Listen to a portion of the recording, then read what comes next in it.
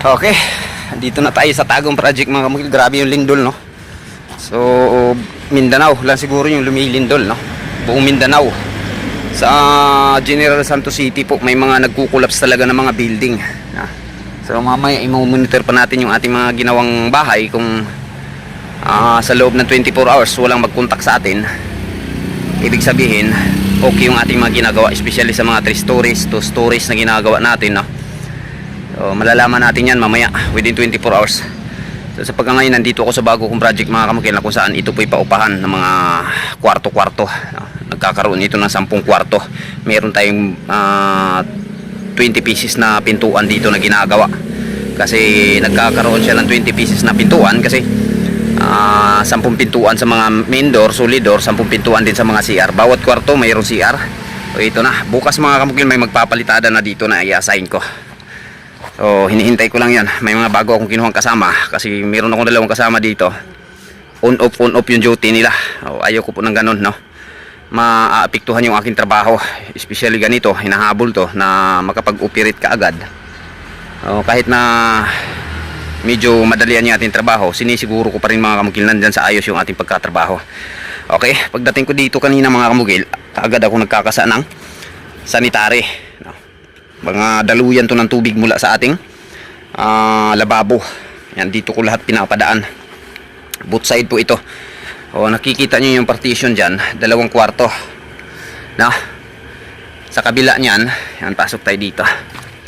Sa kabilang partition na to, kwarto din to. So kung napapansin nyo, isang tubo lang, no? Para hindi masyado maraming butas. Lahat ng tubig mga kamukil sa 2 kwarto, doon sa kabila at saka itong kwarto na to, yan, dito ko pinapadaan. So ang ginagawa ko dito, detrace yung ating pinaka main tube. Tapos gumamit ako dito ng bushing reducer. Tawag dito mga kamukil, bushing reducer po yan, ha. Yan, 2x3 yung ginamit ko. Tapos nagkakaroon tayo dito ng Y. So itong isa, prepare dun sa isang sink. Ito naman para dito. So nang sa ganon, makapagsumiti tayo ng maliit na quotation sa ating kliyente. Kailangan talaga bago magsumiti, gawan mo muna ng plano, no? Kunin mo muna yung mga perspective, yung mga gusto ng kliyente natin. Tapos gagawin mo ng plano. Sa loob ng 1 linggo, ginagawin ko itong plano mga kamukil, especially itong sanitary, electrical, no? Itong structural, madali lang to. Ito yung pinaka mahirap kapag hindi mo ito naplanuhan, aktualan mo itong ginagawa, talagang disable, no? O mapabagal yung trabaho mo dahil dito. Kailangan nasa ayos, plastado. Yan po yung ating details. Pagdating dito mga kamukil, kung napapansin nyo, may mga guhit-guhit ako, ayan, yan, inuguhitan ko yan. Hindi ko pa yan pinipix mga kamukil, ini-install ko muna siya na hindi ko pinapadikitan, no? Pero dito nakatabo na, nakadikit na po yan hanggang dito.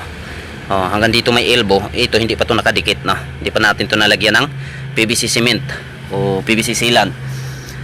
So lahat ng schedule, pag nasa kantuhan tayo, paliko, huwag tayong gagamit ng mga 90 degree. Lagi ko yan sinasabi, ano, naka 45 tayo para smooth at flawless yung daloy ng tubig. Ganun din dito, yan,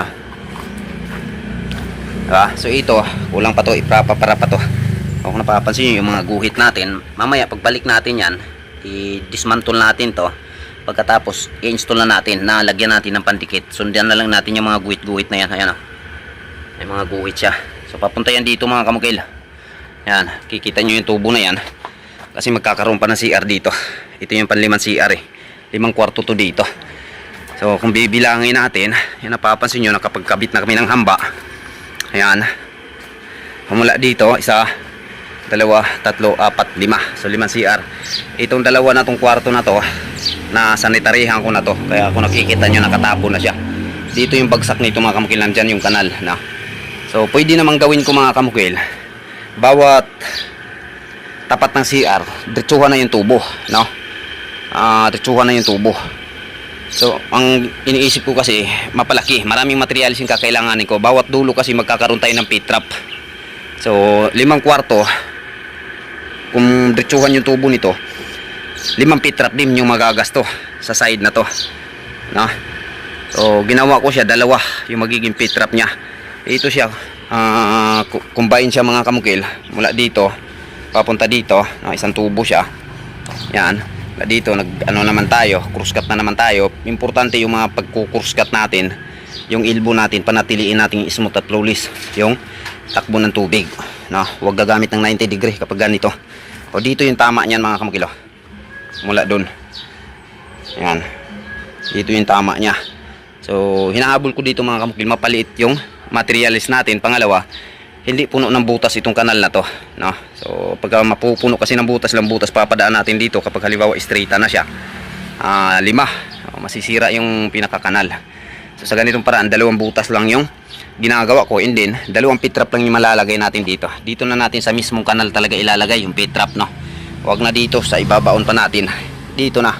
Purpose ng pit trap mga kamukil, pag nangangamoy itong kanal, hindi papasok yung amoy doon sa ating mga sink, pati na din sa ating CR, no? Yung floor din natin sa CR, kasi yung dinadala ng mga tubo na to is tubig sa lababo, floor din sa CR. O yun yung mga dinadala nito. O dito na part mga kamukil, yung kulang na lang dito, pagsasara ng mga hamba. Ayan, kung napapansin nyo, naka sit up na yan, sasara na yan. Yung mga bintana naka-forma na, tulad nito, 70 cm lang yung laki ng ating bintana dito. Gilo Plus yung gamit natin, no? So CR kompleto na to. Ang kulang na lang talaga dito mga kamukil, plastering, pagkakabit ng PVC door, at saka kisame sa part na to, no? O bukas umpisa na yung magpa-plastering dito. Sa kabila naman, patuloy din yung pagpa-file dito. Meron pang kulang dito mga kamukila. Yan, ito pinapahukayan ko na to. Inabot ko yung matibay na pundasyon nung una. Saka tayo mag lalagay ng mga dowels o bakal dyan. Papali-out ko ito mamaya sa ating pinakamason. May isa akong mason ngayon na nagjo-duty, no? Yun ang yaging nagtratrabaho. Walang ano po sa trabaho, humpay, no? Basta may trabaho, trabaho talaga yan. So malamang pag masagad niya ito mamaya hanggang hapon, bukas ito na yung papali-out ko sa kanya. Magkakaroon to ng pintuan dyan, tapos bintana dito, o 1 kwarto din to. Medyo ito yung pinakamalaking kwarto sa lahat ng itong part na to. Sa 10 kwarto na ginawa namin dito, ito yung medyo malaki. Ako po'y sumusunod lang sa kliyente mga kamukila. Pag li-layout nandito po yung kliyente, o bago po namin ito ginagawa, ina-actual ko muna sa layout, tapos pinapakita ko sa kanya yung mga sukat, yung magiging forma. Dahil sa layout pa lang makikita na natin yan. O dito na part, ito na lang yung papailan pag masagad to. Ito na yung pinakahuli na gagawin namin sa 5 kwarto dito. So ang details naman dito mga kamukil, lahat ng ang sanitary lang na makikita namin dito itatapon sa mga CR lang, no? Mula sa toilet, kasi nandito malalagay yung ating pinaka tawag nito, septic, no? Mababaw yung septic natin, nasa 4 feet lang tayo, pero malapad siya, pahaba siya mga kamukil, no? Mula doon papunta dito hanggang dito sa pusti na to yung septic natin, pero mababaw lang siya, no? So sa ganung paraan, yung standard na nasa plano namin ni kliyente na napagkasunduan, makukuha pa rin namin. Kasi kung palalayiman pa namin mga kamukil yung tubig, o kung napapansin nyo, wala pang 1 dangkal pa lang yung hinukay namin, tubig na, no? Ganito dito sa Tagum. So malapad siya, mataas, pero mababaw. Yun na lang yung pinaka strategy na gagawin namin, at na-open ko na din yan sa kliyente. So ito, nakapag-umpisa na sa paghukay dito mga kamukil. Malalagay dito D4 na tubo, no? Na PVC. Yun yung magdadala sa ating mga toilet mula sa CR. So CR doon sa kabila, CR din dito. So isang PVC mga kamukil, 2 yung toilet na dinadaan. So abangan nyo rin mga kamukil kung paano ko lalagyan ng pinaka air vent o breather nya. Kailangan may breather yan, no? So tingnan nyo lang, abangan nyo lang, tutok na kayo sa ating mga video para malalaman nyo kung paano diskartean yung mga ganito. Kasi mahirap mga kamukila kung wala kang diskarte kahit papano. Kung makikita nyo yung kung paano ko diskartean to na maglagay kami ng mga breather dito, magka-idea kayo. So importante po yung breather talaga sa ating toilet bowl. Hindi lang dito sa ating may breather din dito sa ating pinaka-septic, iba din yung pinaka-breather sa ating toilet bowl. Abangan nyo yan kung paano natin diskartehan. Okay, so yun lang. Dito na part, ang electrical ko dito mga kamukil, plastado na. Yung kulang lang paglalagay ng metro at saka circuit breaker o safety breaker. Kasi rentables yung mga room na to, kailangan may sariling metro, no? Para maganda yung pamamalakad, wala nang puro problemahin. Pero meron pa rin tayong pinaka main panel circuit breaker, no? Diyan natin siya nilalagay. Ibig sabihin, ito yung magdadala lahat ng magsusupply dito, no? O susuplayan magmula dito. So, yun po yung ating pagka-schedule dito. Okay, thank you. Maraming salamat mga kamukil ha.